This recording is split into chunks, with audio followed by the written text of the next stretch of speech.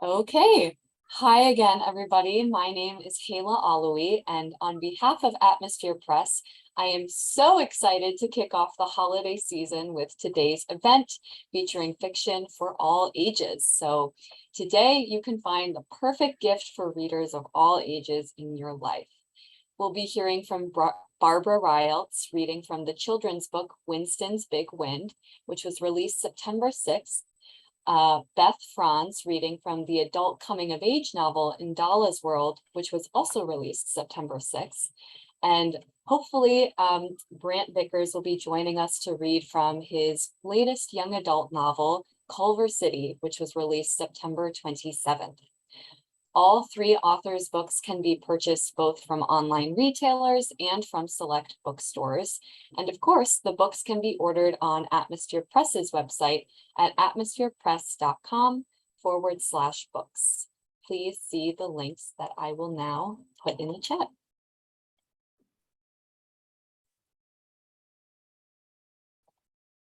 Okay. At the end of the event, we will have time for your questions as well. So definitely feel free to put any questions you have in the chat and I will make sure they get asked. And then during the actual reading, please just make sure to stay muted so we can keep extraneous sound at a minimum. Of course, you can always put your praise and comments and ideas and questions in the chat as well. And one last note before we begin. We at Atmosphere Press appreciate your support today and always. So if you have a manuscript of your own, we would love to read it. Feel free to submit your work to books@atmospherepress.com. Again, thank you so much for tuning in today and supporting Barbara, Beth, and Brant. Let's start off with our first reader, Barbara Reyelts.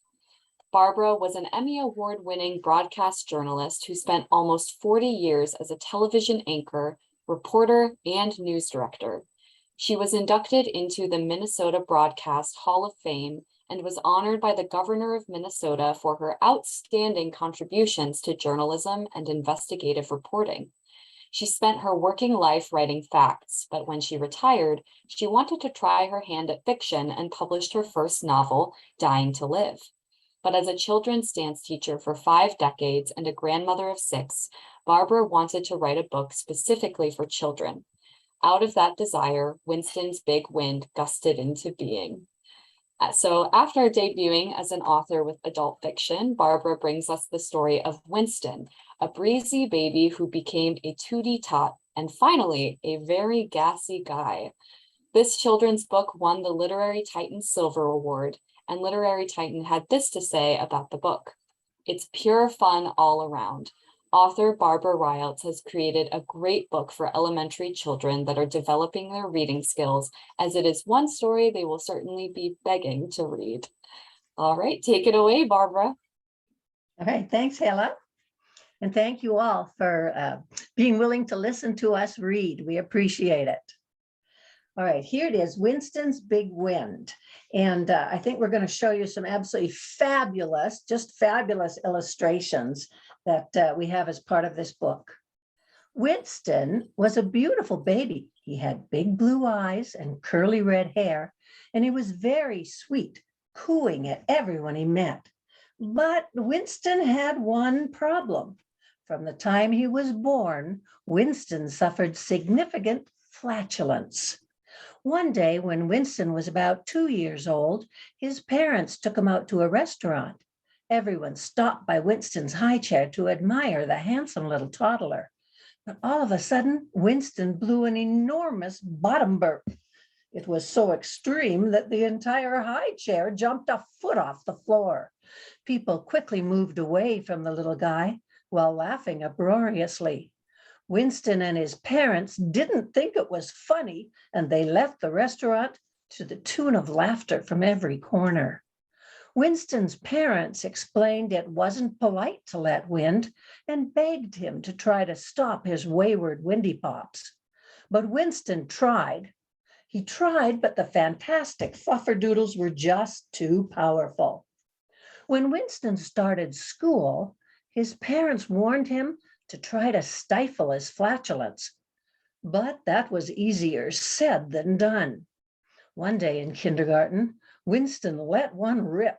It was so powerful, it knocked Winston right out of his desk and onto the floor. All the children and even the teacher laughed. Winston was so embarrassed. As the school year moved on, everyone got used to Winston's gas problems and gave him the nickname Windy Winston. Even Winston's parents started calling him Windy Winston. Winston was embarrassed and practiced trying to suppress his intestinal gas, but it just didn't work. Everyone liked Winston, but still they laughed. And when his horrible hot air hooted, it made Winston sad. One day, Winston was walking home from school and saw a group of people gathered around a deep hole in the ground. Winston wandered over to see what was going on. To his shock, he saw a little girl and a puppy had fallen into the hole and were trapped in the mud. The sides were so slippery that the little girl couldn't climb out with her puppy.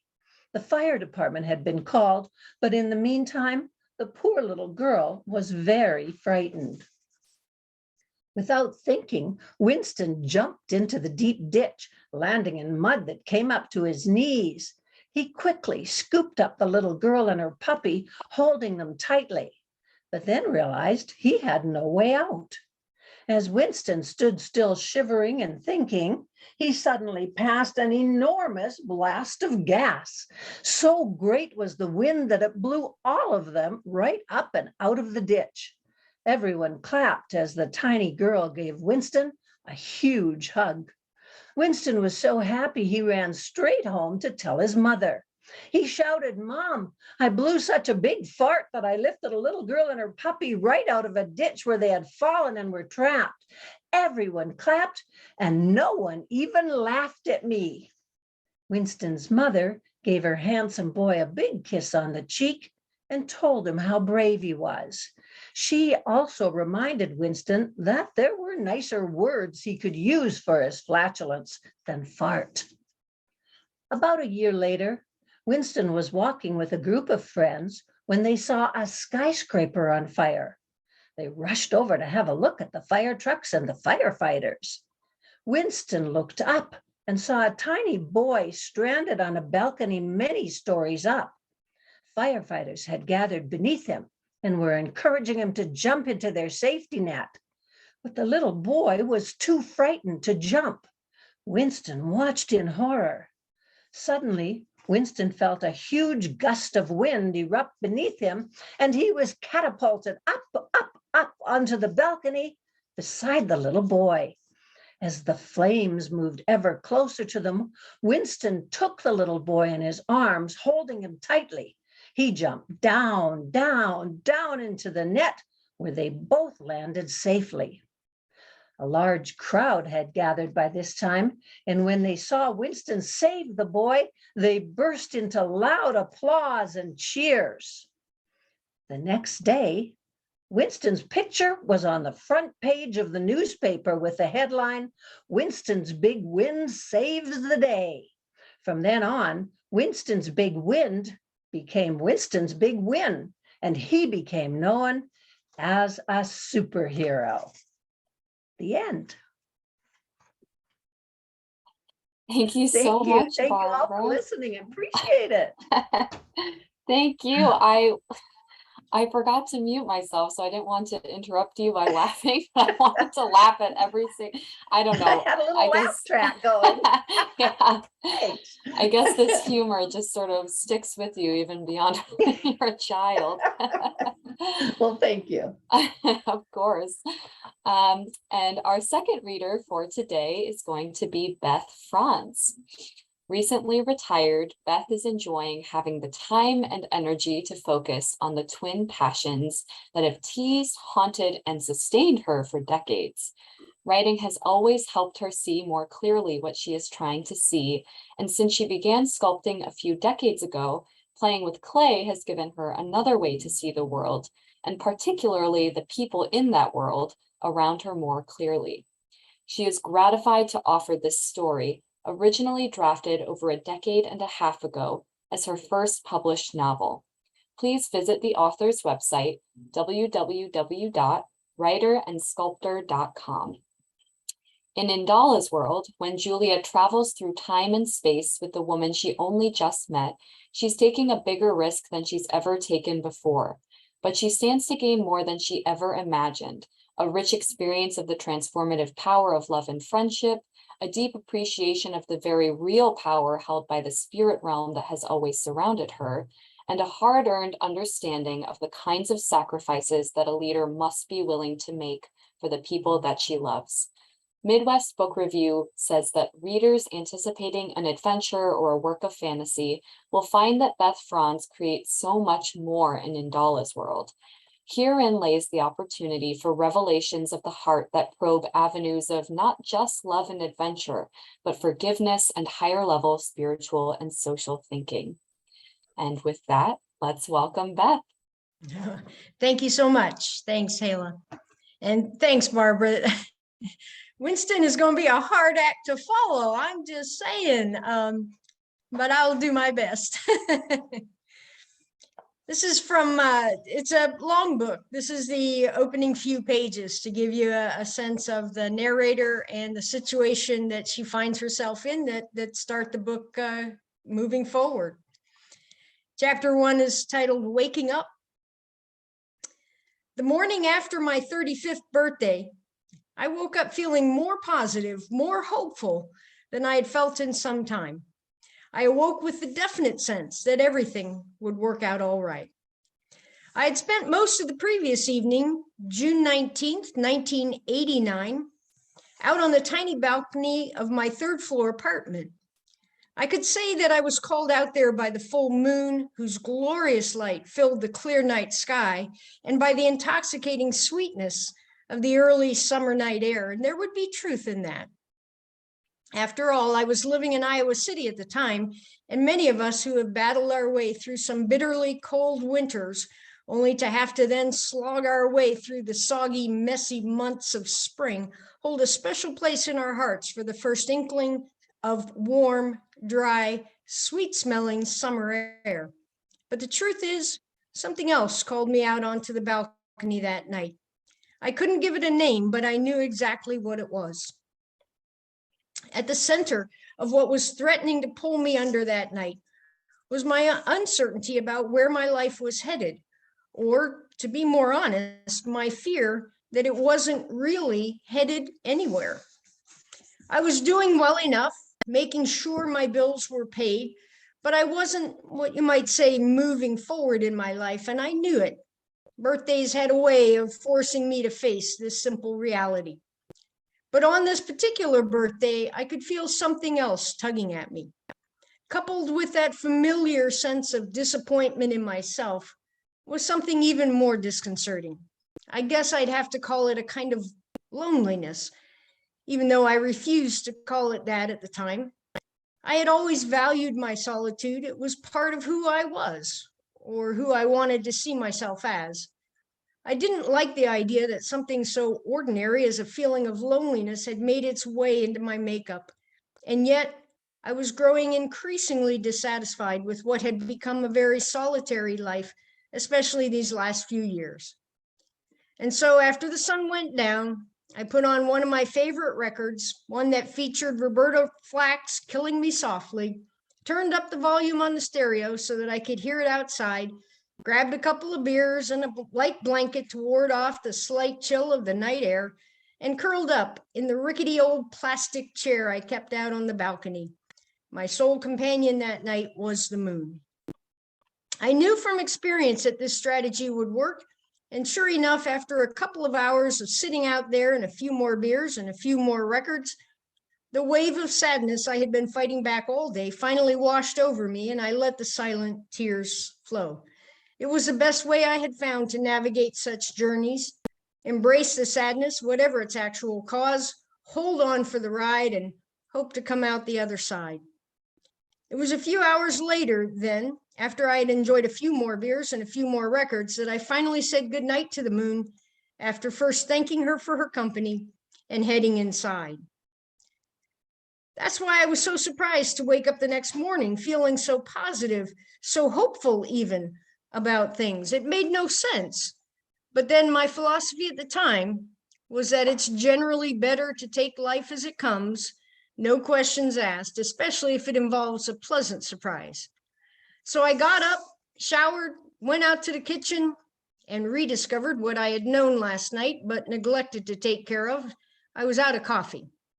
An hour later, I returned from the grocery store, restocked my fridge with beer and a few other items, started a pot of coffee, and sat down with the morning paper, prepared to enjoy my day off, a belated birthday present to myself.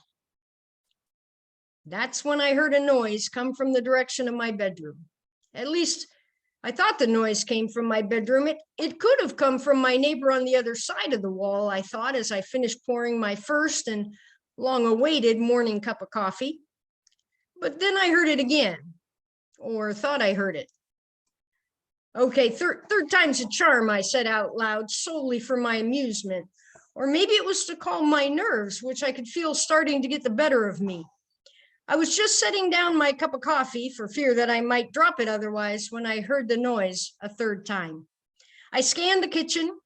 My eyes landed on a gourmet rolling pin, the roller of which was solid marble that looked and felt heavy enough to function as a weapon. I thought briefly of my mother, the rolling pin's previous owner. Neither she nor I had ever used it. The only reason I had it now was that I hadn't the heart to let it go after she had passed. I sent a silent word of thanks her way, along with a quick but sincere apology for having given her such a hard time about holding on to such a worthless item, and headed for my bedroom, rolling pin in hand. When I got there, I carefully laid my hand, the one without the rolling pin, on the doorknob, gave it a turn, and cracked the door open just enough to look inside and see one side of the room. I quickly pulled the door shut, blinked my eyes, and then opened the door again. Sure enough, there was a person in my room. He was lying there on the floor beside my bed, either dead or unconscious, and naked. I shut the door again and looked at the marble rolling pin in my hand. Now what? I decided to open the door one more time, all the way this time, and that's when I saw another person in my room. She was on the floor on the other side of my bed. She too was naked, but unlike her counterpart, she was moving, or trying to. She was holding her head and appeared to be suffering from some kind of vertigo, or perhaps just a really bad hangover. Quietly, I pulled the door shut. I was sure she hadn't seen me. I looked down at the rolling pin in my hand and thought about my two intruders. Between the unconscious, if not dead, state that the man was in and the compromised condition that the woman was in, I was sure I could take them. But take them where or how, or what was I even thinking? Better plan, I could call the police. That's what I could do. That's what I should do. But the only phone in the apartment was in my bedroom, on the nightstand, on the other side of the woman who was in the process of regaining consciousness. I stood there trying to gather my thoughts. Okay, I had the advantage. I may not have had my morning coffee yet, but I was still more capable of quick and decisive movement than they were in their present condition. And I had my trusty marble rolling pin to protect me as well. What could possibly go wrong? Armed with that question as my only plan of attack, I opened the door and stepped inside the room. "You there," I said, while holding up the rolling pin in one hand as firmly as I could, even as it tried to roll out of my grasp, while pointing with my other hand, while also trying to project the most authoritative voice I had ever managed to make come out of my mouth. I spoke in the direction of the woman who, upon hearing my voice, tried to raise her head to meet my gaze, but it was clear that she was unable to shake off the dizziness with which she was struggling. Her inability to focus, or to bring me into focus, let alone offer any kind of response, was my cue to make my next move. But I had just checked off the only item on my list of threatening things to say and do, and I found myself unable to move or to say anything else. As I stood there, momentarily paralyzed, I watched in amazement as the woman willed herself with great effort to stand up. Using the wall on one side of her and the edge of the bed on the other side of her, she succeeded in getting to her feet and stood there more or less upright. After taking a moment to catch her breath, she said, "I am NDALLA." Then she indicated the man who still lay on the floor on the other side of the bed. "This is Mackay." Then I couldn't tell whether she bowed slightly or whether the dizziness that she was still feeling got the better of her. Whichever it was, she lost her balance and she started to go down. Without thinking, I moved forward to catch her and helped her sit down on the bed. I took a step back once I could see her starting to regain herself.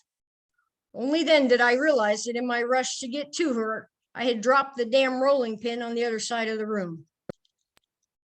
Time slowed down around me then as I took the next fraction of a second to think through my next move.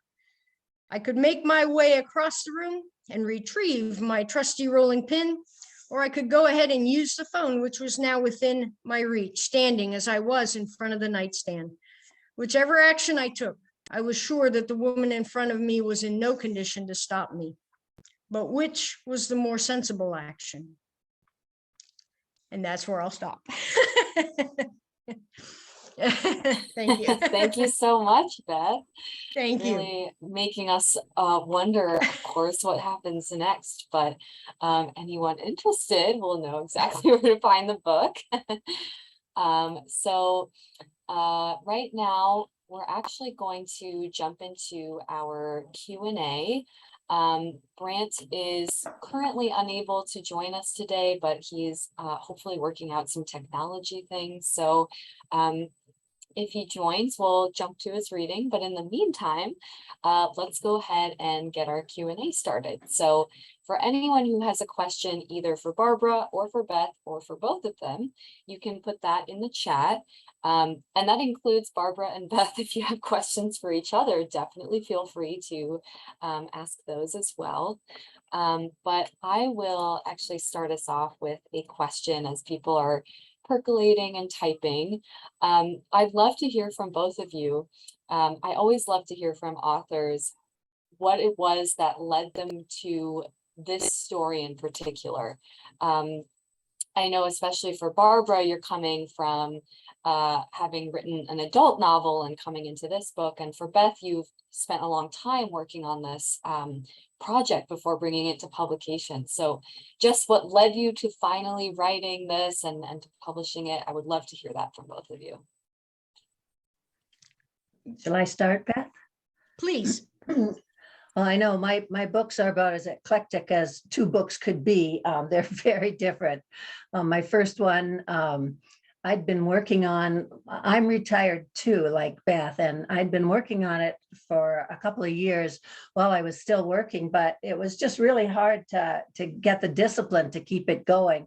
So I just wrote a bunch of notes and stuck them in a drawer and with my ideas on them and brought them out when I started to write the book. And then I found that what I needed, I wasn't so busy anymore, but what I needed was discipline. So I just decided that I would spend 2 to 3 hours every day. Early in the morning for me was best, and just did that. And so that my novel probably took about a year to write. I didn't write an outline. I don't know if you did, Beth, but I just kind of followed my notes along as my outline, my notes with ideas. And then when that was finished and Atmosphere Press had accepted it and we're in the process of publishing it, I spent quite a lot of time with my grandchildren then. And interestingly enough, one of I have 6 grandkids, but 5 of them are boys. And they decided that it would be hugely funny to teach their little baby sister the word fart when she was in her mom, Ailey, is here. And she wasn't pleased with that, but I thought it was hilarious. So there she was at I guess she had just turned 2 and they taught her the word fart. And of course, everybody laughed except her mom. Everybody laughed at that. And I thought, well, my next book has to be a children's book. I have to write it for my grandchildren. And so I decided to incorporate what they found so funny into my book. And as it turned out, my whole book revolved around that nasty word. I tried not to use it in my book. And when I was working with the editor, I had written a stern reprimand from the mom about the word fart, not using it. And she said, oh, I think you have to be a little more gentle in the presentation of that word. And so I just gave a tiny little scolding and only used the word "ele." I only used it twice in the book. Once when the little boy said it, once when the mom cautioned him that that wasn't the best word. And then I worked on all sorts of synonyms for fart. And that was so fun in writing that book. It was so I wrote that book in about 2 weeks, maybe even less. I'd spent a year on this novel, which I loved writing, and I love when people talk to me about my novel, but because mostly when they talk to me about Winston, they just laugh. So they were both fun books to write, very, very different. So yeah. Can I just follow up on number one, all those synonyms that you came up with? I don't know about other readers or listeners here today, but made me want to hear, is she ever going to use the word? Because I mean, you were so, and they were great synonyms. I don't know. I love that. I love that. But I almost welcomed the word when I heard it, because it's like, all right, there it is. Okay. The elephant in the room. Well, it was a curious reaction to the word you tried so hard to put off using. Yeah. Just another follow-up. How did you find your illustrator? Because I mean, the pictures are great in that book. Isn't she fabulous? Well, actually, Atmosphere, the people at Atmosphere found it's Sarah Gledhill, and they found her for me, and I was just absolutely delighted with her work. She is. I described my granddaughter, who is the little girl in the pit, and she got her perfectly. And my grandson is the little guy with the big blue eyes and red curly hair. So, and she got them absolutely perfectly and hilariously and compassionately. I love her. She's great. Yeah. Well, great matching up there, the story and the illustrations together. Great story. It really was. Thank you. Atmosphere is the one that found her for me, and I'm so appreciative. Well, I have good things to say about the publishing company too. So yeah, I'm with you on that. Yeah. But you said a couple things when you were talking about your very different ways of writing the two stories. And, I started writing a novel. The first novel that I started to write was way back in 1986. And like you also said, it was hard to really get anywhere forward with that because, life kept interjecting itself, work, etc. And I fell into the, for me, bad habit of, instead of working on the story, thinking about the story, writing a lot of notes and outline, and instead of writing the story, writing about the story. I don't know how else to say it. And that novel still, it haunts me. It hasn't been written yet because I got so pulled into the planning and the outlining and the thinking about it. The cool thing about NDALLA'S story is that the character came to me actually in 2003, just before my mother passed. Again, life was happening, but I didn't put pen to paper. I just kind of lived with the character and let her kind of inhabit me and not really show me her world, but make me want to see her world. And so in 2005, I had my first summer off in some time. And like you said, I needed the discipline. So I set myself the goal of 10 type pages a day, double spaced, of course. But I went out in the morning with my morning coffee, and some days I didn't have a clue where the story was going. Some days I did, and I was afraid I wasn't up to it. Some days I didn't think, I just knew. And it was very different every day, but it was a commitment not to get lost in the planning of the story or the thinking about the story, and to stay in the story, to go there, to follow the story. To see NDALLA'S world through Julia's eyes, to see NDALLA through Julia's eyes, to understand everything through my narrator's eyes. And it's a first and so far only time I've ever succeeded in my mind in getting a story down from beginning to end, to have something then to work with an editor, with a publishing company, with, I haven't recreated that magic yet. It took an enormous amount of faith in the process that, the old image of, jump onto a lily pad, you can't see the next one till you get to that one. And then you jump to the next one you see, and you jump to the next. It took a tremendous amount of faith in the process, and a leap of faith. And I'm forever grateful that I had that summer, that I made that goal. I'm not a goal-oriented person typically, but that goal is what got that story down on paper to have something to work with. We kind of have like the wide breadth of timelines here, a couple of weeks versus many, many years. So very interesting to see those different perspectives on that. We do have a question for Barbara from Ailey, who did have to jump off, but still had this question for you. She'd like to know, are you going to keep writing children's books or go back to adult books for your next work? Thanks, Ailey, for the question. Sorry you had to run. Ailey is the CEO of a hospital, and hospitals are going crazy right now with how busy they are. But yes, I do plan to write. People who've read my children's book say I should make a series with, since Winston's now a superhero, that he could keep going with the things he does to help children. And I have a doctor friend who is, who's into he's a gastroenterologist. And he said, Winston needs to come to him to get his problem rectified. Maybe I'll write that into one of these books if I do decide on a series. As for my novel, I do intend to have another reincarnation for my protagonist. In fact, I've started researching it in light of the rocket ship that's right now circling the moon.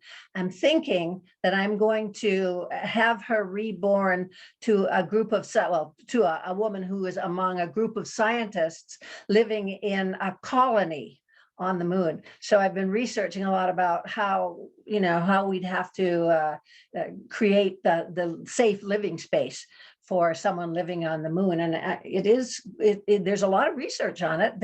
I think it will happen. Probably they're saying within the next couple of years. So I think, that's where I'm going to set my next novel. As for Winston, I don't know exactly who he's going to save, but I know he has more saves in him. Fantastic.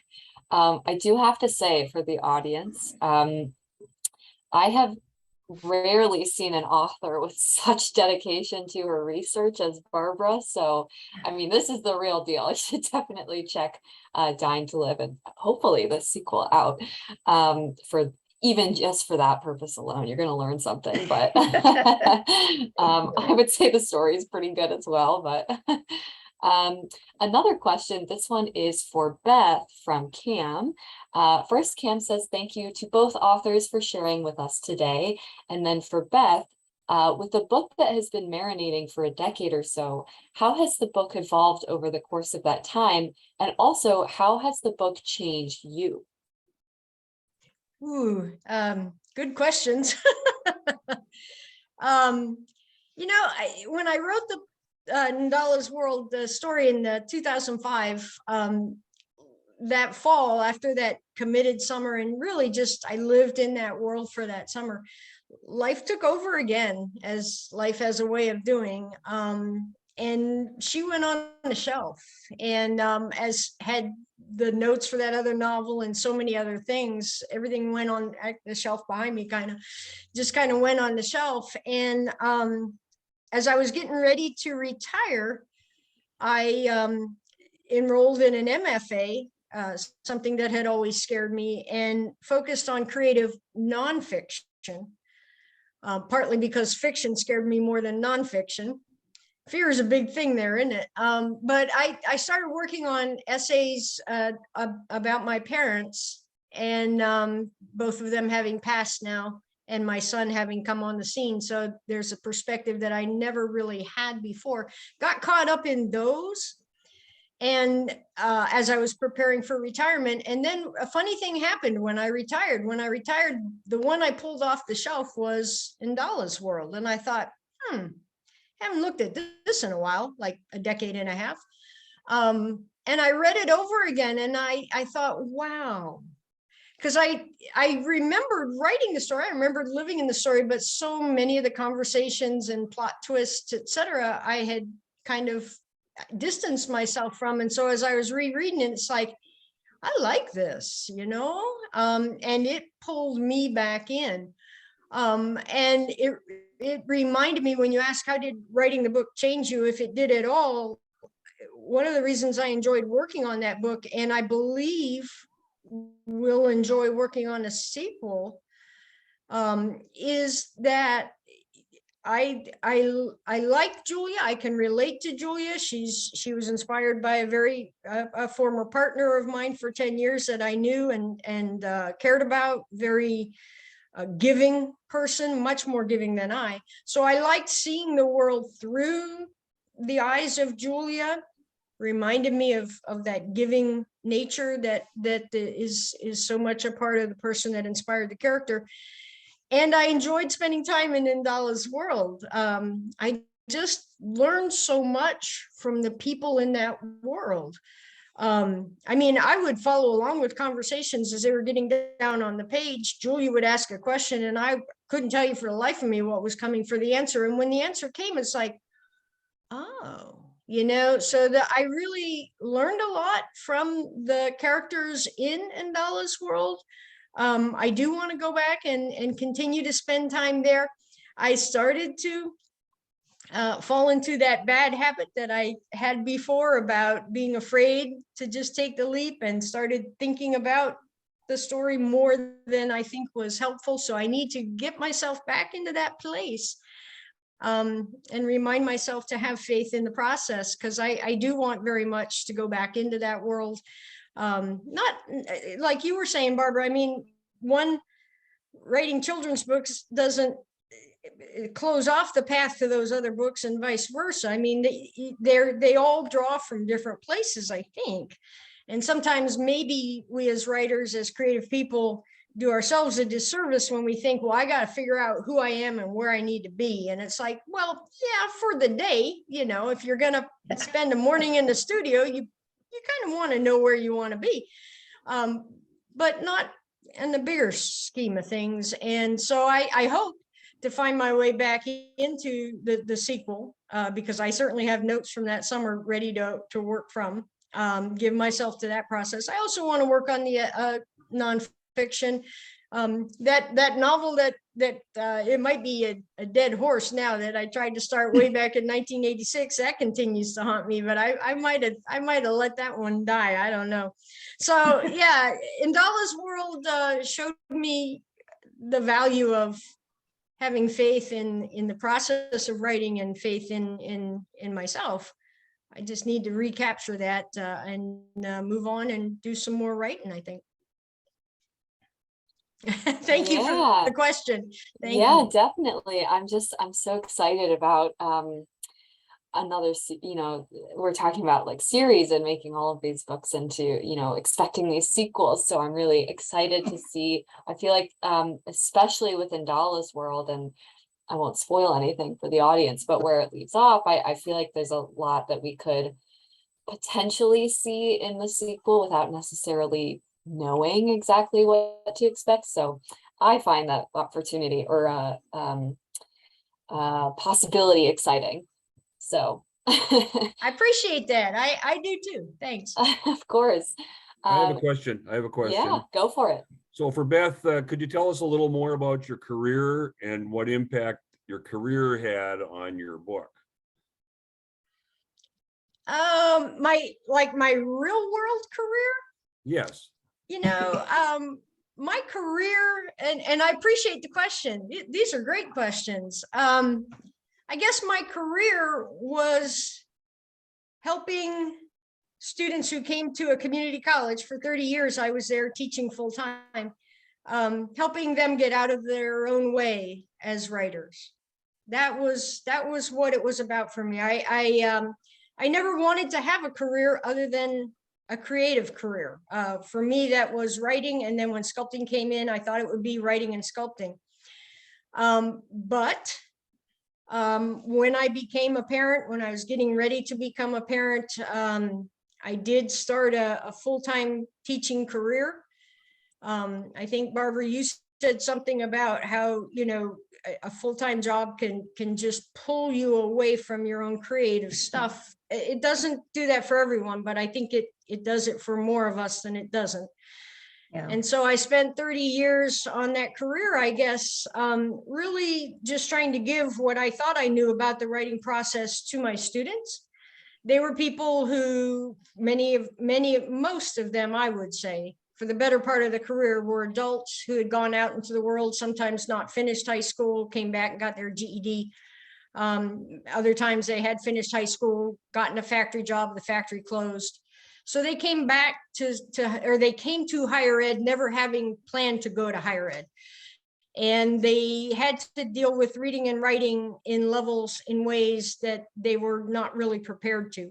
And so I spent my career, I guess I have hesitated to think of it that way because I avoided having a career so I could write and sculpt. But I spent my career, working with students and helping them understand what writing had to give them.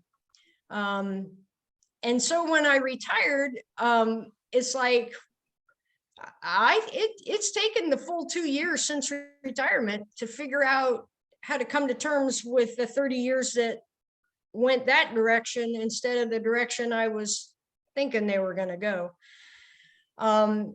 And so I think for me, I don't know that my career translated to the story of NDALLA'S world, other than one of Julia's challenges is that in going to NDALLA'S world, Julia, who is a reader and a writer, has to reconcile herself with the fact that in NDALLA'S world, they don't have books. They don't have a written language. And so she had to kind of let that, what she thought was going to be the center of her life, go to open herself to this other life. And so maybe having a career that took me a direction other than where I wanted to go informed NDALLA'S world in a very subconscious way, perhaps. Yeah, I'm just trying to figure out how to help myself get out of my own way as a writer. It was easier to help other people because you can see from the outside when somebody's getting in their own way, and you can suggest ways to step aside. When it's yourself, you're trying to teach how to get out of your own way as a writer. It's a little more complicated. Or I let it become complicated. I think the key is to simplify it, just get out of the way, you know. Thank you for the question, though. That one made me think. I appreciate that. I love the way, Beth, you talk about your characters as if they were in the actual world, because I too think of my characters as friends, and hearing them talk, I wonder what they're going to say, what the answer is going to be. And, you know, it's like people say, did you stick with your outline, whatever? And actually what I did was sit down at the computer and see what came out. Just like you say, you know, some days you go in there not knowing what you're going to write. A lot of days I went in there not knowing what I'm going to write, and just sat down there, and my characters would take over and write the story. And for those of us who are drawn to work with character-driven stories, not that plot isn't also important. Sometimes it was important for me to figure out that plot thing because character always came first. I remember I was teaching a creative writing class at the community college, and it was a small class, and just about every one of us, many of them were very young and some were older students. It was the range. And we were going around the first day introducing ourselves, and those of us who had spent a lifetime dabbling writing stories talked about how we heard our characters and just listened to them to find our way through or into a story. And then we got to the one person in the class who signed up because it was a class that met her time and her, you know, her curriculum worksheet, but she'd never ever wanted to write a story before in her life. And we came to her and she just kind of looked around at all of us. She said, y'all really hear these people in your heads? Is that what you're telling me? Oh, that's funny and true. Yeah. Yeah, but I don't know. Maybe some of us don't hear the people, those characters. Maybe some of us do, and we process it a very different way, but we were all talking and we were all nodding our heads. We understood what we were talking about, except for when it came to that one person who thought, I might want, well, how do I could get into another class, right? I'm just saying. Yeah. How fast can I run? She actually stayed and she did some really good work though. That was very cool to see. Yeah, it was a whole new world to her. So she did great. Wow, that's its own story arc right there. Isn't it? Yeah, for sure. Right, for sure. Yeah, I mean, I'll say, I think the mark of of writing strong characters and really of a good writer is that your characters just come to life off the page, and it's like you can't control them anymore. They're going to do what they're going to do, right? So I'm glad to hear that. Yeah, I remember the day that summer where something happened in terms of plot that I did not see coming. I didn't see it coming. And then I started to see it coming and it's like, no, I don't think so. And it came. And I remember walking around in my driveway trying to think, now what do I do? Because it's like, it happened. Just like it as though it had happened in real life. You come to terms with what has happened. That was sobering. Yeah. It was cool, but sobering. Yeah.